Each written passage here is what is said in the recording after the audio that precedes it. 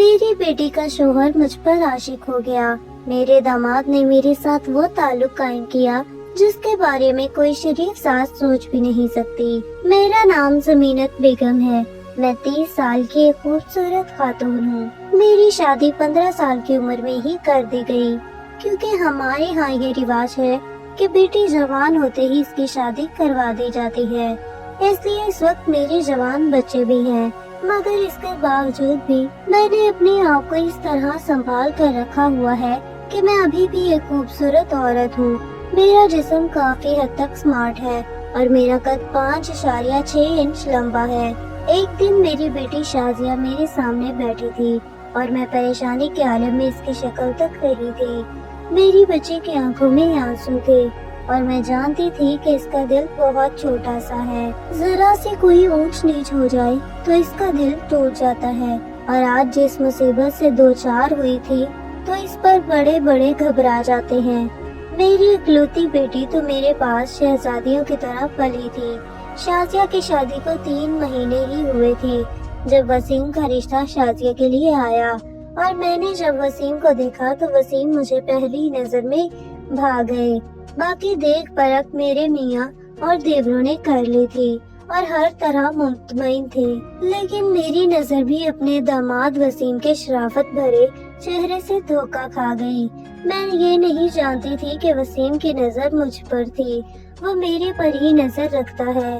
میں اس کا اندازہ بھی نہیں لگا سکتی تھی۔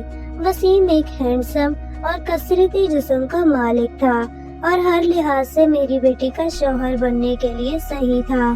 یوں صرف 3 ماہ کے عرصے میں ہی میری بیٹی شازیہ کی شادی وسیم سے کر دی گئی۔ شادی کے شروع کے دن تو بہت ہی پیار سے گزرے۔ بچی میکے آتی تو اس کے چہرے پر جیسے مسکراہٹ بکھری ہوتی، خوشی اور مسرت اس کے انگ انگ سے پھوٹ رہی ہوتی تھی۔ لیکن آہستہ آہستہ وسیم کے رویے میں تبدیلی آتی گئی اور اس کا رویہ شازیہ سے سرد ہوتا گیا۔ پہل تو میں نے اس کو کوئی اہمیت نہ دی، لیکن اب معاملہ آگے بڑھ چکا تھا۔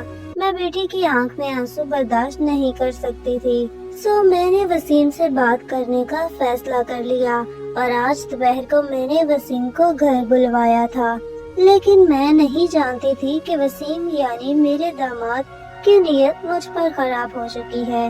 میں نے اس کو دوپہر کے وقت اس لیے بلایا تھا کیونکہ دوپہر کے وقت میرے میاں جو کہ بیمار رہتے ہیں وہ سو رہے ہوتے ہیں، اور میرے دونوں بیٹے رضوان اور عمران اپنے اپنے آفس میں ہوتے ہیں۔ میں اور وسیم سے اکیلے میں بات کرنا چاہتی تھی تاکہ اسے اچھے سے سمجھا سکوں۔ تقریباً 3 بجے دروازے کی بیل بجی جو کہ وسیم نے دی تھی۔ میں نے دروازہ کھولا تو سامنے وسیم کھڑا تھا۔ میں وسیم کو ڈرائنگ روم میں لے آئی، اس کو بٹھایا اور اس کے لیے کچھ ناشتے کا سامان میں اس پر سجا دیا۔ وسیم، کیا بات ہے؟ مجھے پتا چلا کہ تمہارا رویہ شازیہ سے کچھ سخت ہے، کیا کوئی بات ہوئی ہے؟ میں نے ان کے بالکل قریب ہو کر رازداری سے دریافت کیا، اور اس کے جواب میں وسیم نے جو کچھ کہا مجھے سن کر یقین نہیں آ رہا تھا۔ میں حیرت اور تعجب کے مارے بت بن کر ان کی شکل دیکھ رہی تھی۔ وسیم کہہ رہے تھے کہ بات یہ ہے، میں نے یہ شادی صرف اور صرف آپ کی وجہ سے کی ہے، کیونکہ مجھے تو آپ اچھی لگی تھی۔ ظاہر ہے میں وسیم سے شادی نہیں کر سکتی تھی، میرے میاں موجود تھے اور میرے تو بچے جوان تھے، یعنی مجھ تک پہنچنے کے لیے میری بیٹی کو چارہ بنایا گیا تھا۔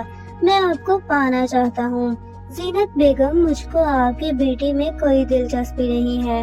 وسیم کے مسکراتے ہوئے الفاظ میرے کانوں میں گونج رہے تھے اور میں گمسم بیٹھی تھی، جیسے کاٹو تو بدن میں لہو نہ نکلے۔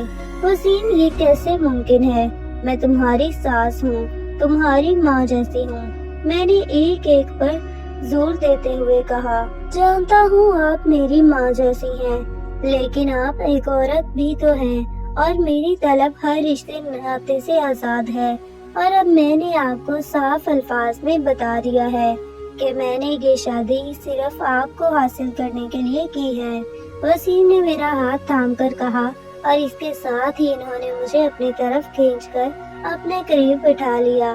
میں گھبرا گئی، وسیم کو کہنے لگی، یہ کیا کر رہے ہو؟ میں نے خود کو اس سے دور کیا۔ اگر آپ مجھے نہ ملی تو یاد رکھیے گا کہ میرا اور شازیہ کا تعلق ایسا ہی بھائی بہن جیسا رہے گا۔ اگر آپ میری بات مانیں گی تو میں شازیہ کی ہر خواہش پوری کروں گا، ورنہ اس کو ایسے ہی رکھوں گا۔ میرے یہ الفاظ کہنے تھے کہ زینت بیگم سب کچھ مان گئی اور میری ہر دلی مراد پوری کی۔